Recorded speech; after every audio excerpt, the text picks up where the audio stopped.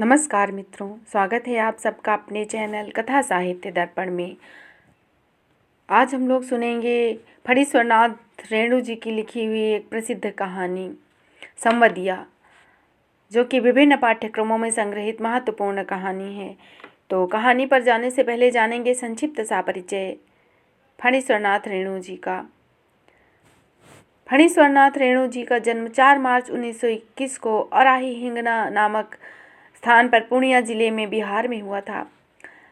आप आजीवन शोषण और दमन के विरुद्ध लड़ते रहे। प्रारंभिक शिक्षा आपकी नेपाल में हुई और आपने महात्मा गांधी के भारत छोड़ो आंदोलन 1942 में सक्रिय भूमिका निभाई और 1950 में नेपाली दमन क्रांतिकारी ऋण सत्ता के विरुद्ध सशस्त्र क्रांति के सूत्रधार रहे। आपने 1954 में प्रसिद्ध आंचलिक उपन्यास महिला आंचल लिखा, जिसके उपरांत आपको हिंदी का प्रथम आंचलिक उपन्यासकार होने का गौरव प्राप्त हुआ। आपका देहांत 11 अप्रैल 1977 को पटना में हुआ। आपकी प्रमुख कहानियां संग्रह हैं ठुमरी, अग्निखोर, आदिम रात्रि की महक, एक श्रावणी दोपहरी की धूप, अच्छे आदमी आदि।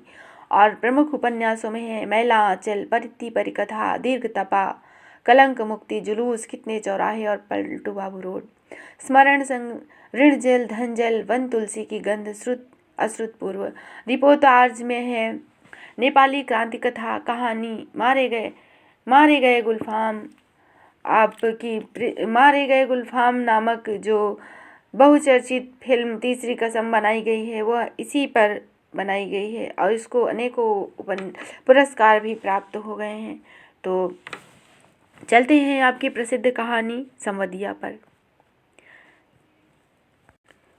हरगोविंद को बहुत अचरज हुआ, तो आज भी किसी को संवदिया की जरूरत पड़ सकती है इस जमाने में, जबकि गांव-गांव में डाकघर खुल गए हैं। संवदिया के मार्फत संवाद क्यों भेजेगा कोई? आज तो आदमी घर बैठे ही लंका तक खबर भेज सकता है, वहां का कुशल संवाद मंगा सकता है, फिर उसकी क्यों बुलाहट हुई? हरगोविंद बड़ी हवेली की ड्योढ़ी पार कर अंदर गया। सदा की भांति उसने वातावरण को सूंघकर संवाद का अंदाज लगाया। निश्चय ही कोई गुप्त संवाद ले जाना है। चांद सूरज को भी नहीं मालूम, परेवा पंछी तक न जाने। पांव लागी बड़ी बहुरिया। बड़ी हवेली की बड़ी बहुरिया ने हरगोविंद को पीढ़ी दी और आंख के इशारे से चुप कुछ देर बैठने को कहा। बड़ी हवेली अब नाम मात्र को ही बड़ी हवेली है, जहाँ दिन रात नौकर नौकरानियों और जन मजदूरों की भीड़ लगी रहती थी, वहाँ आज हवेली की बड़ी बहुरिया अपने हाथ से सूप में अनाज लेकर झटक रही है। इन हाथों में सिर्फ मेहंदी लगाकर ही गांव की 9 परिवार पालती थी। कहाँ गए वे दिन? हरगोविंद ने एक लंबी सांस ली। बड़े भैया के मरने के बाद ही जैसे सब खेल खत्म हो गया। तीनों भाइयों ने आपस में लड़ाई झगड़ा शुरू कर दिया। रैयतों ने जमीन पर दावे करने के दखल किए। फिर तीनों भाई गांव छोड़ शहर में जा बसे। रह गई अकेली बड़ी बहुरिया। कहाँ जाती बेचारी? भगवान भले ही आदमी को कष्ट देते हैं, नहीं तो 1 घंटे की बीमारी में बड़े भैया क्यों मरते? बड़ी बहुरिया की देह से जेवर खींच खींच कर बंटवारे की लीला हुई। हरगोविंद ने देखी है अपनी आंखों से। द्रौपदी चीर हरण लीला, बनारसी साड़ी के 3 टुकड़े करके बंटवारा किया गया। निर्दयी भाइयों ने बेचारी बड़ी बहुरिया को नहीं छोड़ा। गांव की मोदी आयन बूढ़ी न जाने कब से आंगन में बैठकर बड़बड़ा रही हैं। उधार का सौदा खाने में बड़ा मीठा लगता है और दाम देते समय मोदी आयन की बात कड़वी लगती है। मैं आज दाम लेकर ही उठूंगी। बड़ी बहुरिया ने कोई जवाब नहीं दिया। हरगोविंद ने फिर लंबी सांस ली। जब तक यह मोदियाइन आंगन से नहीं टलती, बड़ी बहुरिया हरगोविंद से कुछ नहीं बोलेंगी। वह अब चुप नहीं रह सका। मोदियाइन का कि बाकी बकाया वसूलने का यह काबुली कायदा तो तुमने खूब सीखा है। काबुली कायदा? सुनते ही मोदियाइन तमक कर खड़ी हो गई। चुप रह, मुझों से निमोछिए। क्या करूं काकी, भगवान ने मूछ दाढ़ी नहीं दी, ना काबुली आगा साहब की तरह इस गुलजार दाढ़ी। क्या करूं काकी? फिर काबुल का नाम लिया तो जीभ पकड़कर खींच लूंगी। हरगोविंद ने जीभ निकाल कर दिखलाई। और इसका मतलब खींच लो। 5 साल पहले गुल मोहम्मद आगा उधार कपड़ा लगाने के लिए गांव आता था और मोदियाइन के उसारे पर दुकान लगाकर बैठता था। आगा कपड़ा देते समय बहुत मीठा बोलता और वसूली के समय जोर जुल्म का एक भी आंकड़ा नहीं छोड़ता। कई बार उधार लेने वालों ने मिलकर काबुली की ऐसी मरम्मत की कि फिर गांव में लौट कर नहीं आया। लेकिन इसके बाद ही दुखी मोदियाइन लाल मोदियाइन हो गई। काबुली क्या, काबुली बादाम के नाम से भी चिढ़ने लगी मोदियाइन। गांव के नाचने वालों में काबुली का स्वांग किया। तुम हमारा मुल्क जाएगा मोदियाइन, हम काबुली बादाम पिस्ता अखरोट खिलाएगा। मोदियाइन बड़बड़ाती गाली देती हुई चली गई तो बड़ी बहुरिया ने हरगोविंद से कहा, हरगोविंद भाई, तुमको एक संवाद ले जाना है, आज ही। बोलो, जाओगे ना? कहाँ? मेरी माँ के पास। हरगोविंद बड़ी बहुरिया की छलछलाई हुई आंखों में डूब गया। कहिए, क्या संवाद है? संवाद सुनाते समय बड़ी बहुरिया सिसकियाँ लेने लगी। हरगोविंद की आंखें भर आई। बड़ी हवेली की लक्ष्मी को पहली बार इस तरह से सकते देखा था हरगोविंद ने। वह बोला, बड़ी बहुरिया, दिल को कड़ा कीजिए। और कितना कड़ा करूं दिल? माँ से कहना भाई भाभीियों की नौकरी से पेट पाल लूंगी, बच्चों की जूठन खाकर एक कोने में पड़ी रहूंगी, लेकिन अब यहाँ नहीं रह सकूंगी। यह कहना, यदि माँ मुझे यहाँ से नहीं ले जाएगी तो मैं किसी दिन गले में घड़ा बांधकर पोखरे में डूब मरूंगी। बथुआ साग खाकर कब तक जीऊं, किसके लिए जीऊं? हरगोविंद का रोम रोम कलपने लगा। देवरानियों ने भी कितनी बेदर्दी दिखाई है। ठीक गहनी धान के समय बाल बच्चों को लेकर शहर से आए, 10-15 दिन में कर्ज उधार की ढेरी लगाकर वापस जाते समय 2-2 मन के हिसाब से चावल चूड़ा ले जाएंगे। फिर आम के मौसम में आकर हाजिर कच्चा पक्का आम तोड़कर बोरियों में बंद करके चले जाएंगे, फिर उलटकर कभी नहीं देखते। राक्षस हैं सब। बड़ी बहुरिया आज के खूंट से 5 रुपए का एक गंदा सा नोट निकाल कर बोली, पूरी राह का खर्च भी ना जुटा सकी, आने का खर्चा माँ से मांग लेना, उम्मीद है भैया तुम्हारे साथ ही आवेंगे। हरगोविंद बोला, बड़ी बहुरिया, राह खर्च देने की जरूरत नहीं, मैं इंतजाम कर लूँगा। तुम कहाँ से इंतजाम कर लोगे? मैं आज 10 बजे की गाड़ी से ही जा रहा हूँ। बड़ी बहुरिया हाथ में नोट लेकर चुपचाप भावशून्य दृष्टि से हरगोविंद को देखती रही। हरगोविंद हवेली से बाहर आ गया। उसने सुना बड़ी बहुरिया कह रही थी, मैं तुम्हारी राह देख रही हूँ। संवदिया अर्थात संवाद भाग। हरगोविंद संवदिया, संवाद पहुँचाने का काम कभी नहीं कर सकते। आदमी भगवान के घर से ही संवदिया बनकर आता है। संवाद के प्रत्येक शब्द को याद रखना, जिस सुर और स्वर में सुनाया गया ठीक उसी ढंग से जाकर सुनाना सहज काम नहीं है। गांव के लोगों की गलत धारणा है कि निठल्ला, कामचोर और पेटू आदमी ही संवदिया बन सकता है। ना आगे नाथ न पीछे पगा, बिना मजदूरी लिए ही जो गांव गांव संवाद पहुंचाए उसे और क्या कहेंगे?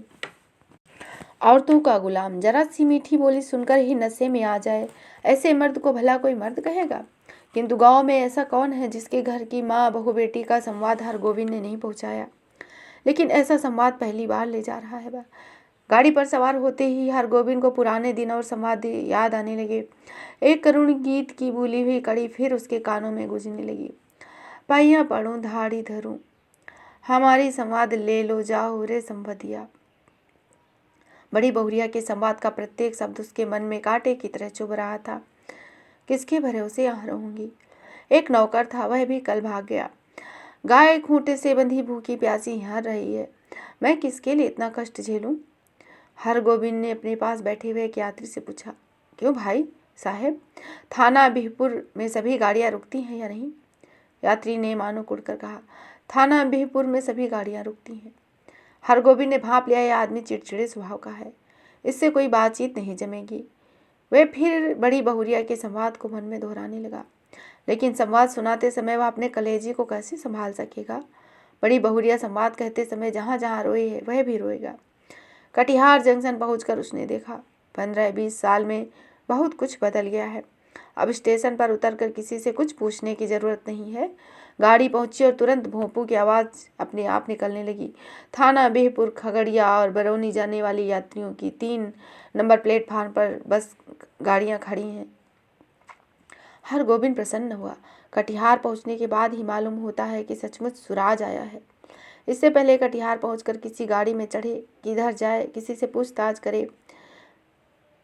कि पूछताछ में ही पता कर ले कि कितनी बार उसकी गाड़ी छूट गई है। गाड़ी बदलने के बाद फिर बड़ी बहुरिया का करुण मुखड़ा उसकी आंखों के सामने उभर आया। हरगोविंद भाई, माँ से कहना भगवान ने आंखें फेर ली है, लेकिन मेरी माँ तो है, किसके लिए मैं बथुआ सा खाकर जीऊँ और कब तक? थाना बिहपुर स्टेशन पर जब गाड़ी पहुंची तो हरगोविंद का जी भर आया। इससे पहले भी कई बार बुरा संवाद लेकर वह इस गांव में आया है, पर ऐसा कभी नहीं हुआ। उसके पैर गांव की ओर नहीं बढ़ रहे थे। इसी पगडंडी से बड़ी बहुरिया अपने मैके लौट आएगी, गांव छोड़ चली आवेगी, फिर कभी नहीं जाएगी। हरगोविंद का मन कलपने लगा। तब गांव में क्या रह जाएगा? गांव की लक्ष्मी ही गांव छोड़कर चली आवेगी। किस मुंह से ऐसा संवाद सुनावेगा? कैसे कहेगा कि बड़ी बहुरिया बथुआ साग खाकर गुजर रही है? सुनने वाले हरगोविंद के गांव का नाम लेंगे, थूकेंगे। कैसा गांव है जहां लक्ष्मी जैसी बहुरिया दुख भोग रही है? अनिच्छा पूर्वक हरगोविंद ने गांव में प्रवेश किया। हरगोविंद को देखते ही गांव के लोगों ने पहचान लिया। जलालगढ़ गांव का संवदिया आया है, ना जाने क्या संवाद लेकर आया है। राम राम भाई, कहो क्या कुशल समाचार है ना? राम राम भैया जी, भगवान की दया से सब आनंदी है। उधर पानी बूंदी पड़ा है? बड़ी बहुरिया के बड़े भाई ने पहले हरगोविंद को नहीं पहचाना। हरगोविंद ने अपना परिचय दिया तो उन्होंने सबसे पहले अपनी बहन का समाचार पूछा। दीदी कैसी है? भगवान की दया से सब राजी खुशी है। हाथ मुंह धोने के बाद हरगोविंद की बुलाहट आंगन में हुई। अब हरगोविंद कांपने लगा, उसका कलेजा धड़कने लगा। ऐसा तो कभी नहीं हुआ। बड़ी बहुरिया की छलछलाई हुई आंखें, सिसकियों से भरा हुआ संवाद। उसने बड़ी बहुरिया की बूढ़ी माता को पांव लागी की। बूढ़ी माता ने पूछा, कहो बेटा क्या समाचार है? माँ जी, आपके आशीर्वाद से सब ठीक है। कोई संवाद? संवाद? जी संवाद तो कोई नहीं। मैं कल सिरसिया गांव आया था तो सोचा कि एक बार चलकर आप लोगों का दर्शन कर लूं। बूढ़ी माता हरगोविंद की बात सुनकर कुछ उदास सी हो गई। तो तुम संवाद लेकर नहीं आए? जी नहीं, संवाद नहीं। ऐसे बड़ी बहुरिया ने कहा कि यदि छुट्टी हुई तो दशहरा के समय गंगा जी के मेले में आकर माँ जी से भेंट मुलाकात कर जाऊंगी। बूढ़ी माता चुप रही। हरगोविंद बोला, छुट्टी कैसे मिले? सारी गृहस्थी बड़ी बहुरिया के ऊपर ही है। बूढ़ी माता बोली, मैं तो बबुआ से कह रही थी कि जाकर दीदी को लिवा लाओ, यहीं रहेंगी। अब वहाँ क्या रह गया है? जमीन जायदाद तो सब चली गई। अब 3 देवर शहर में जाकर बस गए। कोई खोज खबर तो नहीं लेता। मेरी बेटी अकेले ही है। नहीं माँ जी, जमीन जायदाद अभी भी कुछ कम नहीं है। जो है वह बहुत है। टूट भी गई है तो आखिर बड़ी हवेली ही है, स्वांग तो नहीं। यह बात ठीक है, मगर बड़ी बहुरिया का तो सारा गांव ही परिवार है। हमारे गांव की लक्ष्मी है बड़ी बहुरिया। गांव की लक्ष्मी गांव को छोड़कर कैसे शहर चली जाएगी? यूँ देवर लोग हर बार आकर ले जाने की जिद करते हैं। बूढ़ी माता ने अपने हाथ से हरगोविंद को जलपान कराया। पहले थोड़ा जलपान कर लो बबुआ। जलपान करते समय हरगोविंद को लगा बड़ी बहुरिया दालान में बैठी उसकी राह देख रही है, भूखी प्यासी। रात में भोजन करते समय भी बड़ी बहुरिया सामने आकर बैठ जाती। कर्ज उधार अब नहीं देता कोई। एक पेट तो कुत्ता भी पालता है, लेकिन मैं माँ से कहना। हरगोविंद ने थाली की ओर देखा। भात, दाल, 3 किस्म की भाजी, घी, पापड़, अचार। बड़ी बहुरिया बथुआ साग उबाल कर खा रही होगी। बूढ़ी माता ने कहा, क्यों बबुआ, खाते क्यों नहीं? माँ जी, पेट भर जलपान जो कर लिया। अरे जवान आदमी 5 बार जलपान करे तब भी थाल भर खाता है। हरगोविंद ने कुछ नहीं खाया, खाया ही नहीं गया।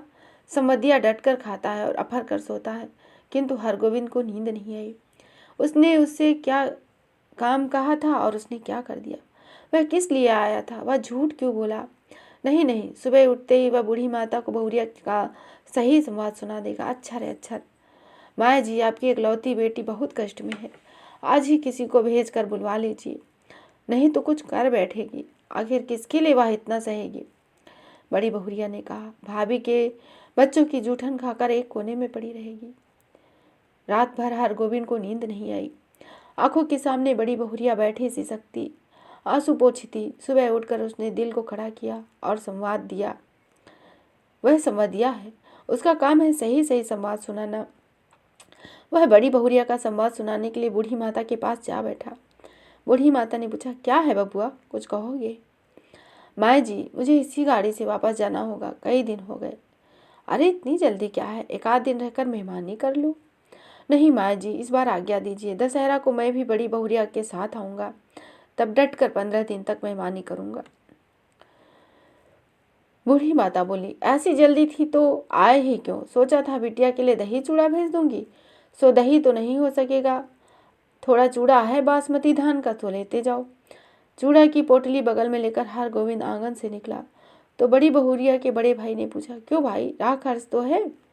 हरगोविंद बोला, भैया जी आपकी दुआ से किसी बात की कमी नहीं। स्टेशन पहुंचकर हरगोविंद ने हिसाब लगाया, उसके पास जितने पैसे हैं उससे कटिहार तक का टिकट ही वह खरीद सकेगा, और यदि चवन्नी नकली साबित हुई तो सहमापुर तक ही, बिना टिकट के वह स्टेशन पर भी नहीं जा सकेगा। डर के मारे उसकी देह का आधा खून सूख गया। गाड़ी में बैठते ही उसकी हालत अजीब हो गई। वह कहाँ आया था, क्या करने जा रहा है, बड़ी बहुरिया को क्या जवाब देगा? यदि गाड़ी में निर्गुण गाने वाला सूरदास नहीं आता तो ना जाने उसकी क्या हालत होती। सूरदास के गीतों को सुनकर उसका जी स्थिर हुआ थोड़ा कि आहो रामा नैन नए हरा को सुख सपन भयो, अब देश पिया के डोलिया चली। सूरदास चला गया तो उसके मन में बैठी हुई बड़ी बहुरिया फिर रोने लगी। किसके लिए इतना दुख सहूं? 5 बजे भोर में वह कटिहार स्टेशन पहुंच गया।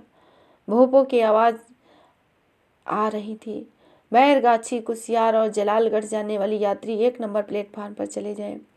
हरगोविंद को जलालगढ़ स्टेशन जाना था, किंतु वह 1 नंबर प्लेटफार्म पर कैसे जाएगा? उसके पास तो कटिहार तक का ही टिकट है। जलालगढ़ 20 कोस, बड़ी बहुरिया राह देख रही होगी। 20 कोस की मंजिल भी कोई दूर की मंजिल है, पैदल चलकर चला जाएगा। हरगोविंद महावीर विक्रम बजरंगी का नाम लेकर पैदल ही चल पड़ा। 10 कोस तक मानो बाई के झोंके पर रहा। कस्बा शहर पहुंच उसने पेट भर पानी पिया, पोटली में नाक लगाकर सूंघा। आहा, बासमती धान का चूड़ा है, माँ की सौगात बेटे के लिए। नहीं, वह इससे एक मुट्ठी भी नहीं खा सकेगा। किंतु क्या जवाब देगा बड़ी बहुरिया को? उसके पैर लड़खड़ाए। अभी वह कुछ नहीं सोचेगा, अभी सिर्फ चलना है, जल्दी गांव पहुंचना है। बड़ी बहुरिया की डबडबाई हुई आंखें उसे गांव की ओर खींच रही थी। मैं बैठी राह ताकती रहूंगी। 15 कोस, माँ ने कहा। अब नहीं रहूंगी। 16, 17, 18 जलाल स्टेशनगढ़ का सिग्नल दिखाई पड़ता है। गांव का ताड़ सिर ऊंचा कर उसकी चाल देख रहा था। उसी ताड़ के नीचे बड़ी हवेली के दालान पर चुपचाप टकटकी लगाकर राह देख रही है बड़ी बहुरिया, भूखी प्यासी। लेकिन यह कहाँ चला आया हरगोविंद? यह कौन सा गांव है? पहली सांझ में ही अमावस्या का अंधकार। किस राह से वह किधर जा रहा है? नदी है। कहाँ से आ गई नदी? नदी नहीं, नहीं, खेत।